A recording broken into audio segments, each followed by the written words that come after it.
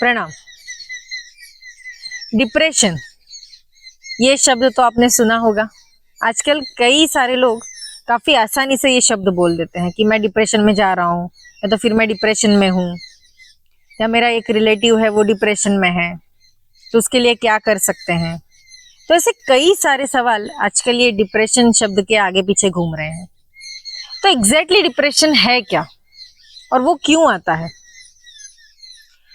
हमसे पहले की जो पीढ़ी थी, यानी हमारे माँ बाप, उनके माँ बाप, ये लोगों के दौर में शायद ये डिप्रेशन नाम का कोई चीज था ही नहीं, क्योंकि उनके लिए उनका परिवार, उनके दोस्त, उनके कई सारे ऐसे करीबी रिश्तेदार हमेशा आसपास थे, जिनमें ये खुद भी अच्छे से बिजी रहते थे और बाकी सारे लोग भी इनमें बिजी रहते थे। ताकि होता ये था कि इन लोगों को वक्त ही नहीं मिलता था ज्यादा। अगर वक्त मिलता भी था खुद के लिए तो कुछ अच्छा ही काम करते थे ये लोग।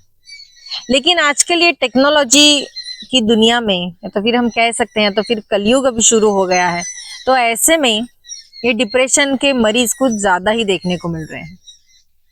तो ये होता क्यों है और इसके लक्षण क्या है? तो अगर लक्षण के बारे में बात करें तो जैसे नींद ना आना, कुछ चीजों में रुचि ना रहना, खाने में कमी होना, अकेले रहने की इच्छा होना, या तो फिर छोटी छोटी चीजों पे बहुत ज्यादा गुस्सा आना, या तो फिर भविष्य के लिए कुछ ज्यादा ही सोचने लगना। यानी सोच को लेके, हमारी दिमाग को लेके ही ये चीज बढ़ रही है। आजकल तो कई युवा अवस्था में लोगों को डिप्रेशन होने लगा है। बुजुर्गों को अगर डिप्रेशन होता है तो समझ सकते हैं कि अगर एक उम्र के बाद अगर कुछ काम नहीं है उनके पास, या तो फिर अकेले भी कहीं रहते हैं, तो शायद वो डिप्रेशन का शिकार हो सकते हैं। लेकिन युवा अवस्था में डिप्रेशन होना, ये तो बहुत ही भयंकर परिस्थिति है। तो ऐसे में हम क्या कर सकते हैं?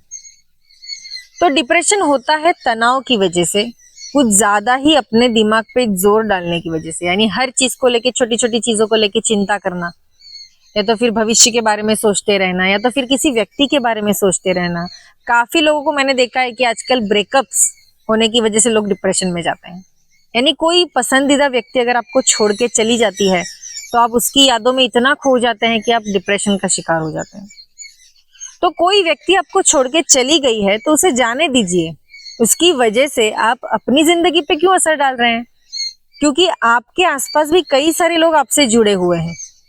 तो अगर आप खुद डिप्रेशन में जाते हैं तो उसका असर दूसरी व्यक्ति पे भी होता है। जो व्यक्ति आपको छोड़ के गई है उसके पीछे कुछ कारण हो सकते हैं, अच्छे कारण हो सकते हैं, या तो फिर बुरे भी हो सकते हैं, पर वो अभी चली गई है तो उसको जाने दीजिए।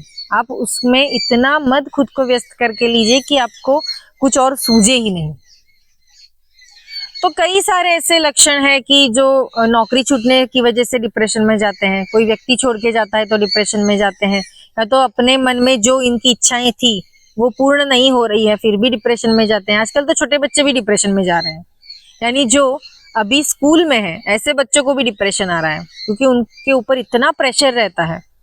स्कूल का भी कभी कभी प्रेशर देखने को मिलता है, अभ्यास का प्रेशर रहता है, स्टडीज का प्रेशर रहता है। अब हम जब स्कूल में जाते थे तो हमें इतना सब कुछ, अलग अलग चीजें होती थी, एक्टिविटीज होती थी, उससे कई ज्यादा एक्टिविटीज आजकल के अभ्यासक्रम में देखने को मिलते हैं। यानी प्रोजेक्ट्स बनाना, या तो फिर अच्छी अच्छी नई जगह पे स्कॉलरशिप के लिए आपको कुछ ट्राई करना, कई सारी अच्छी चीजें होने लगी है। लेकिन होता यह है कि हम उसका कुछ ज्यादा ही प्रभाव अपने जीवन के ऊपर डाल लेते हैं। यानी जो अच्छी चीजें हैं उसको छोड़ के हम बुरे की तरफ जाते हैं।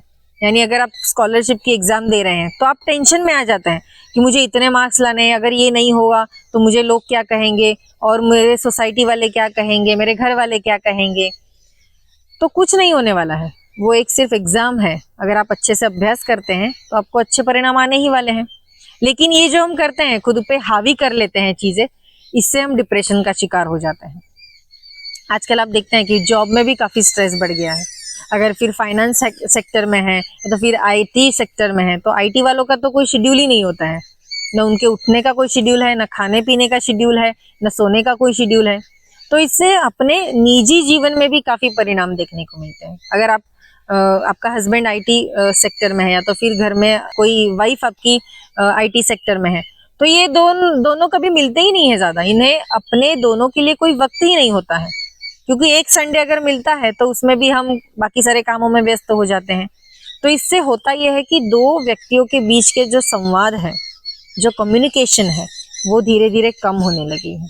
फिर वो कोई भी सेक्टर हो, आईटी नहीं, कोई भी जगह अगर आप नौकरी करते हैं तो प्रेशर इतना बढ़ गया है कि लोग अपने परिवारों को वक्त देना ही भूल गए हैं। पहले हमेशा देखते थे हम कि हमारे पापा हो या तो फिर हमारे चाचा हो, हमारे मामा हो, वो शाम के समय अपना काम, अगर कोई बिजनेस कर रहे हैं तो फिर नौकरी भी कर रहे हैं, तो अपना काम खत्म करके जब घर आते थे तो बच्चों के साथ खेलते थे, उनके साथ वक्त बिताते थे, सब घर में बैठ के अच्छे से एक साथ खाना खाते थे। तो ये खाना एक बहाना था, लेकिन उसमें होता ये था कि सारे फैमिली मेंबर्स एक साथ बैठ के आचार विचार करते थे, कुछ नई चीजों का अपने बच्चों को ज्ञान देते थे, तो इससे ये परिवार खुश रहता था। आजकल अगर आप देखेंगे तो लोग टीवी देख के खाना खाते हैं, या तो फिर मोबाइल स्क्रॉल करेंगे और खाना खाएंगे। एक दूसरे से बात बहुत कम करने लगे हैं लोग। एक रूम में अगर 4 लोग बैठे हैं तो वो मोबाइल में ही होते हैं, ऐसे नहीं कि एक दूसरे के साथ कुछ वार्तालाप करें। तो ये जो वार्तालाप होता था, ये जो कम्युनिकेशन होता था, वो कम होने की वजह से लोगों में दूरियां बढ़ गई है। आजकल लोग अपने दोस्तों के साथ भी शेयर करने से पहले कुछ सोचने लगे हैं कि अगर मैं ये चीज इसको बताऊंगा तो ये मुझे कैसे जज करेगा। पर पहले ऐसे कहाँ होता था, पहले तो जो भी दिल में आता था वो बोल देते थे, और वो दोस्त है तो वो तो कभी जज नहीं करेंगे। दोस्ती एक ऐसी चीज है जो आपको कभी जज नहीं करती। तो वो सारी दोस्ती भी कहीं ना कहीं उसमें से हम कट ऑफ होने लगे हैं, हमारे परिवार वालों के साथ कट ऑफ होने लगे हैं, गेट टुगेदर्स कम होने लगे हैं। आजकल गेट टुगेदर होते भी हैं तो सिर्फ एक दूसरे को दिखावे के लिए होते हैं कि मैंने कितना प्रॉपर्टी परचेस किया है, मेरे पास कितना पैसा है, या फिर मेरी लाइफस्टाइल कैसी है। तो पहले के जमाने में ऐसा कुछ नहीं था, पैसों के बारे में कम बात करते थे और एक दूसरे की तबीयत अच्छे से पूछते थे। तो ऐसी कई सारी बदलाव की वजह से हम डिप्रेशन के शिकार होने लगे हैं। और ये डिप्रेशन के शिकार होने से पहले की स्टेज होती है कि हम स्मोकिंग करना शुरू कर देते हैं, ड्रिंकिंग हैबिट शुरू हो जाती है, ज्यादा से ज्यादा नॉनवेज खाने की शुरुआत हो जाती है, क्रेविंग हो जाता है लोगों को। कुछ लोगों को मैंने देखा है कि जो लड़कियां डिप्रेशन में होती है वो ज्यादा से ज्यादा चॉकलेट्स खाती हैं। आप देखेंगे तो इतनी सारी चॉकलेट्स खाएंगे या तो फिर जंक फूड खाएंगे, उन्हें क्रेविंग होती है, यानी वो डिप्रेशन के कहीं ना कहीं शिकार हो रहे हैं। तो ऐसे कई सारे लक्षण देखने को मिलते हैं। तो डिप्रेशन से हम बच कैसे सकते हैं, इसका उपाय क्या होगा? तो अध्यात्म की तरीके से देखेंगे तो उसके बहुत सारे अच्छे आप उसके ऊपर उपाय कर सकते हैं, लेकिन अगर आप अपनी रूटीन लाइफ में कुछ करना चाहते हैं तो सही समय उठना, सही समय आपने स्नान करना है, उसके बाद अगर आप पूजा पाठ करते हैं या तो फिर कोई भी भगवान में अगर आप मानते हैं तो उसकी थोड़ा पूजा कीजिए, थोड़ा ध्यान कीजिए, योग कीजिए। हमारे धर्म में, हिंदू धर्म में इतने सारे आपको उपाय दिए गए हैं, फिर योग शास्त्र हो, धर्म का कार्य हो, सोशल वर्क हो, कई सारी फैकल्टीज दी है हमें। तो कोई भी ऐसी फैकल्टी आप चूज कीजिए जिसमें आपको आनंद मिलता हो, क्योंकि डिप्रेशन के जो शिकार होते हैं वो सबसे पहले जिन चीजों में उन्हें आनंद मिलता है वही कार्य करना छोड़ देते हैं। तो ऐसे नहीं कीजिएगा। अगर आपको बच्चों के साथ खेलना पसंद है तो खेलिए बच्चों के साथ, उनसे बात करना पसंद है तो उनके साथ बात कीजिए। कहीं ऐसी जगह पे जाइए जहाँ प्रकृति है, जहाँ पे आपको अच्छे अच्छे नज़ारे देखने को मिल रहे हैं, तो ऐसी जगह जाके शांत बैठिए। जो भी आपकी हॉबीज हैं, यानी जो स्कूलिंग के टाइम आपकी हॉबीज रहती थी कि मुझे चेस खेलना अच्छा लगता है, मुझे क्रिकेट खेलना अच्छा लगता है, मुझे घूमना अच्छा लगता है, मुझे लोगों के साथ बात करना अच्छा लगता है, तो जो भी आपकी चीजें आपको अच्छी लगती है, जो आप खुद के लिए करेंगे, ऐसी चीजें करना शुरू कीजिए। दूसरा है ध्यान कर सकते हैं आप, यानी मेडिटेशन। तो सोने से पहले 10 मिनट आप शांत बैठिए, मेडिटेशन कीजिए, कुछ अच्छा सा संगीत सुनिए। संगीत भी बहुत ही अच्छी रेमेडी है डिप्रेशन के लिए। आपको अगर कोई भी गाने पसंद है, फिर उसमें शास्त्रीय संगीत हो या फिर बॉलीवुड म्यूजिक हो या तो फिर और भी कोई जैज हो या तो फिर रॉक सॉन्ग हो, कोई भी आपको जो भी संगीत का प्रकार आपको पसंद है वो सुनिए। उससे होगा ये कि आपकी जो मस्तिष्क की जो सारी नसें हैं वो खुल जाएंगी। जैसे हमारे अध्यात्म में कहते हैं कि सहस्त्रार चक्र, जिसमें नेगेटिव और पॉजिटिव ये दोनों साइड होती है, तो ज्यादा से ज्यादा पॉजिटिव चक्र खुलने लगेंगी ताकि आप ये डिप्रेशन के शिकार नहीं बनेंगे। तो जो भी लोग डिप्रेशन की वजह से स्मोकिंग करना शुरू करते हैं या ड्रिंकिंग करना शुरू करते हैं, उन्हें तो मैं जरूर सलाह दूंगी कि आपका परिवार है, आपके परिवार के बारे में सोचिए, आपके माँ बाप के बारे में सोचिए, क्योंकि वही लोग हैं जो आपको देख रहे हैं और वो भी इतना ही दुख महसूस करते हैं कि मेरा बेटा कहाँ से कहाँ जा रहा है। बेचारे बोल तो कुछ पाते नहीं है, क्योंकि जो डिप्रेशन में है वो चिड़चिड़ करते हैं, ज्यादा से ज्यादा गुस्सा करते हैं। तो ऐसे नहीं कीजिएगा, ध्यान कीजिए, योगासन कीजिए, सूर्य नमस्कार कीजिए। पक्षियों की आवाज सुनने से भी डिप्रेशन में काफी रिलीफ मिलता है। आप जानते हैं, अगर अलग अलग पक्षियों की अगर हम आवाज सुनते हैं, जैसे प्रकृति ने हमें इतने सारे सुंदर पक्षी दिए हैं, उसके रंग देखिए, उसकी आवाज सुनिए, या तो फिर समंदर किनारे जाइए, लहरों की आवाज सुनिए, नदी के किनारे बैठिए। नदी के किनारे आप जब बैठते हैं तो इतनी अच्छी हवाएं चलती है और पानी का बहुत ही सुंदर धीमा धीमा सुमधुर आवाज आता है। आपने कभी सुना है कि समुद्र की लहरें की आवाज कैसे होती है, नदी कैसे आवाज करती है? तो ये प्रकृति के जो भी घटक मिले हैं हमें, उसका आनंद लीजिए, ताकि आपको कभी डिप्रेशन नहीं आएगा।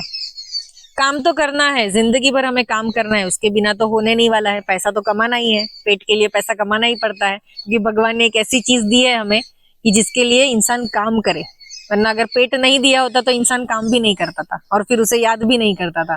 तो पेट के लिए कमाना है, एक्सेसिव कमाने से अच्छा है जो भी कमाए उसमें आनंद लीजिए, क्योंकि पैसा कहाँ हम ऊपर लेके जाने वाले हैं, वो तो यहीं छूटने वाला है। ऊपर सिर्फ हम हमारे कर्म लेके जाने वाले हैं। तो अच्छे से कर्म कीजिए, जो भी चीजें आपको अच्छी लगती है करने के लिए वो कीजिए, घूमिए फिरिए, अपने परिवार के साथ वक्त बिताए, दोस्तों में घूमिए। कुछ लोगों को मैंने देखा है, शादी हो जाती है, फिर वो पति पत्नी ही साथ में रहते हैं। कितने दिन साथ रहेंगे? परिवार जरूरी है, दोस्त जरूरी है, दोनों अच्छे से घूम रहे हैं, बात कर रहे हैं, अगर एक दूसरे से बोर नहीं हो रहे हैं तो अच्छी बात है, लेकिन और लोगों का समावेश होना भी जरूरी है। तो अच्छे से घूमिए, बातें कीजिए, दोस्तों में वक्त बिताइए। फिर देखिए कि ये डिप्रेशन, ये जो मानसिक स्थिति है, ये रोग जो है, ये डिसीज जो है, आपको छू भी नहीं पाएगा। आपके बच्चों को भी ये चीज बताइए कि सोशल रहिए, अकेले बैठने से कुछ नहीं होता जिंदगी में। जितने लोगों से जुड़ेंगे उतना ज्ञान मिलेगा, उतना आपका माहौल अच्छा रहेगा आसपास का, और आपका ये जो दिमाग है वो भी एक्टिवेट रहेगा, जैसे कोई बीमारी छू नहीं सकेगी। तो डिप्रेशन में ये जरूर कीजिएगा और फिर मुझे बताइए आपको कैसा महसूस होता है। ध्यान, योग, पूजा पाठ, धार्मिक चीजें, अपने परिवारों के जो दोस्त हैं उनके साथ लगाओ। ये सारी चीजें ही हमें बाहर निकाल सकती है। कोई टैबलेट्स या तो कोई भी मेडिसिन लेके आप ठीक नहीं हो सकते हैं, वो तो जरूरी ही है, लेकिन उसके साथ ये चीज करना भी जरूरी है, तो हम झट से बाहर आ जाएंगे। ठीक है, तो मिलते हैं हम अगले एपिसोड में। तब तक के लिए हमारे इस चैनल को सब्सक्राइब कीजिए, वीडियो को लाइक और शेयर भी कीजिए, और अच्छे अच्छे कमेंट्स करते रहिएगा। धन्यवाद।